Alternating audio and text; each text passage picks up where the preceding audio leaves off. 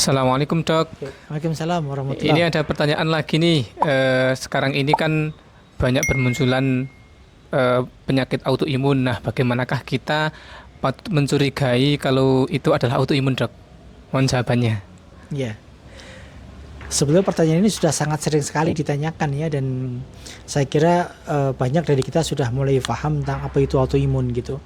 Karena memang saat ini apalagi pasca COVID ya, itu autoimun sangat banyak sekali, entah itu SLE, RA, Sjogren ya, skleroderma, vaskulitis ataupun yang lain gitu.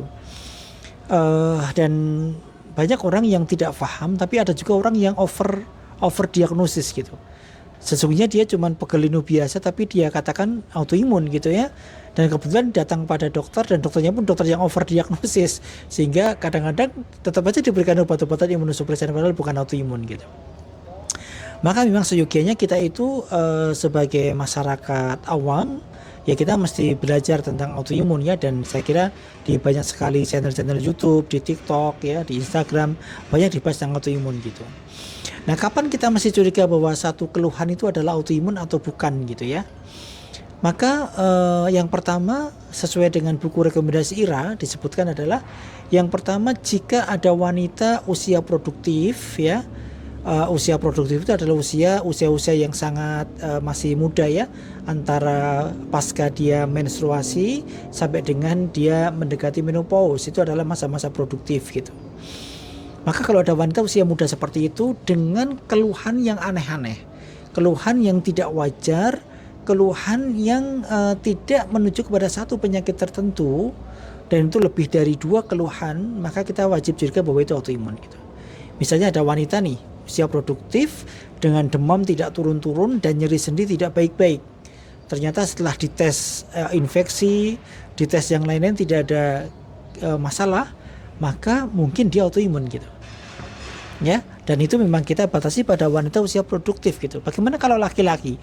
Laki-laki bisa saja terjadi autoimun, tapi sangat jarang sekali karena perbandingannya sangat lebih banyak yang wanita dibandingkan dengan laki-laki gitu ya. Kemudian yang kedua, jika ada keluhan-keluhan secara sistemik yang khas buat autoimun, misalnya ada fatigue, kelelahan yang tidak jelas penyebabnya apa, tiba-tiba sering lelah saja gitu ya. Kemudian nyeri sendi yang tidak diketahui sebabnya apa, dan nyeri sendinya kadang-kadang terjadi pada seluruh tubuh gitu, tidak hanya pada tangan saja, pada lutut ya, pada pergelangan kaki, siku dan lain sebagainya.